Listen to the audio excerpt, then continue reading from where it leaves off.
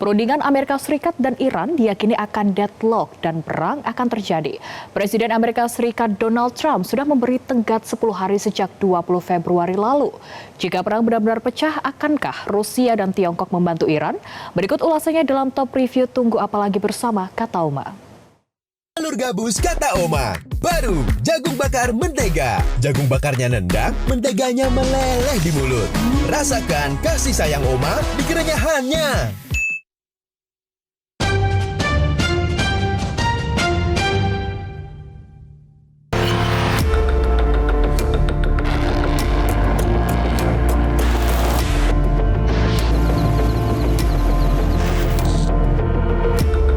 Putaran ketiga perundingan Iran dan Amerika Serikat akan dilangsungkan di Jenewa, Swiss pada Kamis 26 Februari 2026. Menteri Luar Negeri Iran, Abbas Araghchi, menyatakan adanya sinyal yang mendorong dan kemajuan pada prinsip-prinsip panduan. Namun Amerika Serikat melalui utusan khusus Steve Witkoff masih menekan Iran untuk melakukan konsesi besar. Iran secara tegas menolak gagasan kesepakatan sementara atau interim agreement dan menuntut kesepakatan permanen yang berorientasi pada hasil, terutama penghapusan sanksi ekonomi. Utusan khusus Amerika Serikat, Steve Witkoff, mengatakan Presiden Amerika Serikat Donald Trump terus memantau posisi Iran. Witkoff pun mengakui bahwa membawa Iran ke titik penyerahan diri bukanlah perkara mudah bagi Amerika Serikat. I don't want to use the word frustrated. It's almost because he understands he's got plenty of alternatives. But it's curious. He's curious as to why they haven't, I don't want to use the word capitulated, but why they haven't capitulated.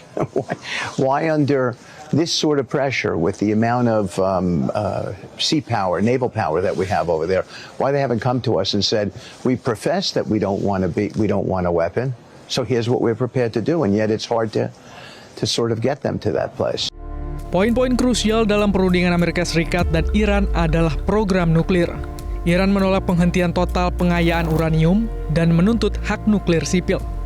Di sisi lain, Amerika Serikat menuntut penghentian total pengayaan dan penghapusan stok uranium yang diperkaya. Poin perundingan lainnya adalah program rudal balistik Iran. Iran menolak memasukkan program rudal balistik dan aliansi regional dalam negosiasi. Sedangkan Amerika Serikat menuntut pembatasan jangkauan rudal dan pemutusan hubungan dengan kelompok proksi. Soal sanksi, Iran menuntut pencabutan sanksi secara menyeluruh dan segera. Di sisi Amerika Serikat menyatakan sanksi hanya akan dicabut jika Iran memenuhi semua tuntutan maksimum. Pengamat hubungan internasional yakin bahwa perundingan akan deadlock. Tampaknya akan deadlock ya, karena tekanan Amerika Serikat itu sulit diterima oleh Iran karena Amerika menekan agar semua fasilitas nuklir Iran itu dibekukan, kemudian semua peluru kendali jarak jauh Iran juga dibekukan. Bagi Iran ini tidak bisa diterima karena Iran dalam hatinya mewakili peradaban Persia, Iran mewakili peradaban Islam, Iran mewakili Islam yang rahmatan lil alamin, dan Iran menolak takluk pada Amerika Serikat. Sementara itu, Presiden Donald Trump telah memberikan tenggat waktu sekitar 10 hingga 15 hari, terhitung sejak 20 Februari bagi Iran untuk menyetujui kesepakatan baru. Pejabat Amerika Serikat menyatakan bahwa diplomasi saat ini adalah kesempatan terakhir sebelum Amerika Serikat mempertimbangkan operasi militer skala besar bersama Israel. Ancaman Trump tersebut dinilai serius karena Amerika Serikat sudah mengerahkan kekuatan besar di sekitar Iran. Ancaman dari Amerika Serikat itu juga patut diwaspadai karena kehadiran kapal-kapal induk Amerika Serikat itu luar biasa. Terdapat USS Abraham Lincoln yang panjangnya sekitar 333 meter, kemudian memiliki awak sekitar 5.700 dan berkekuatan nuklir dan bertenaga nuklir. Pada saat yang sama juga Amerika Serikat telah menurunkan USS Gerald Ford, juga bertenaga nuklir, tapi krunya sekitar 4.500 dan juga memiliki panjang 337 meter. Ancaman Amerika Serikat memang sangat serius, karena kapal-kapal ini dipersenjatai juga oleh perangkat-perangkat misil, misalnya USS Michael Murphy, USS Spruance, dan USS Frank Peterson.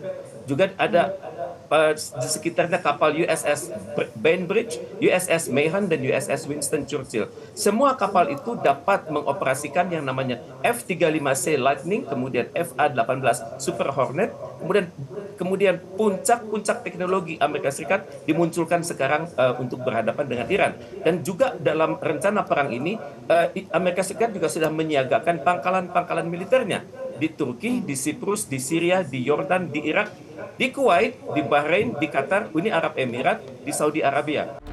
Namun, Iran diyakini memiliki cukup kekuatan untuk menahan gempuran Amerika Serikat.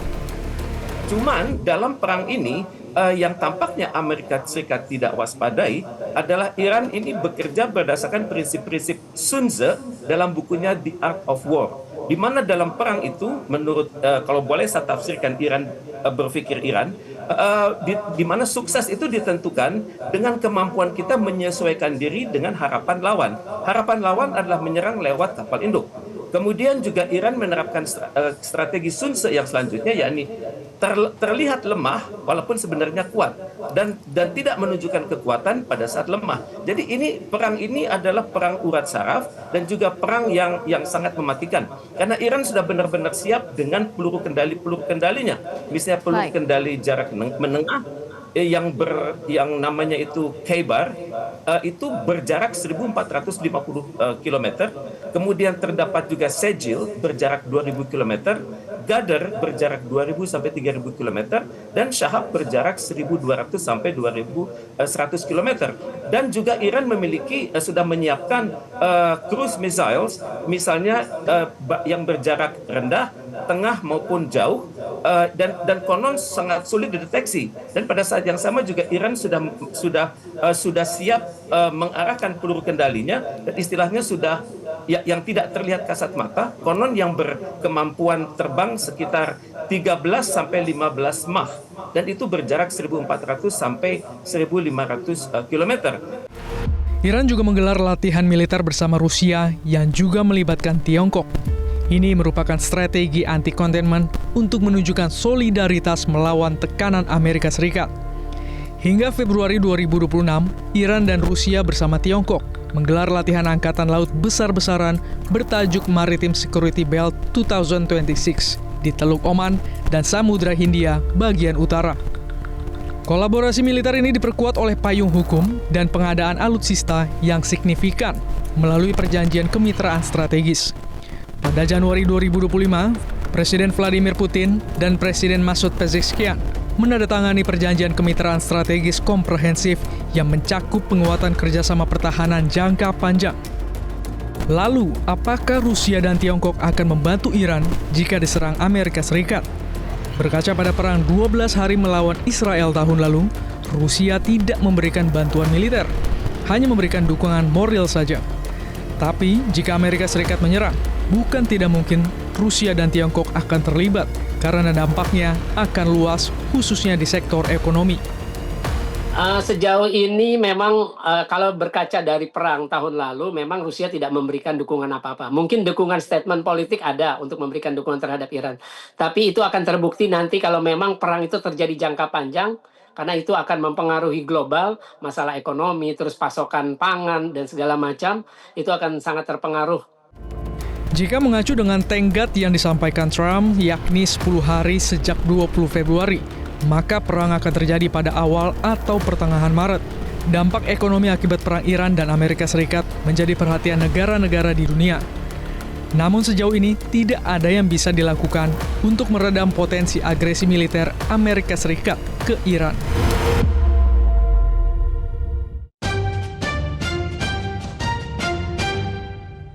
Jelajahi cara baru mendapatkan informasi. Download Metro TV Extend sekarang.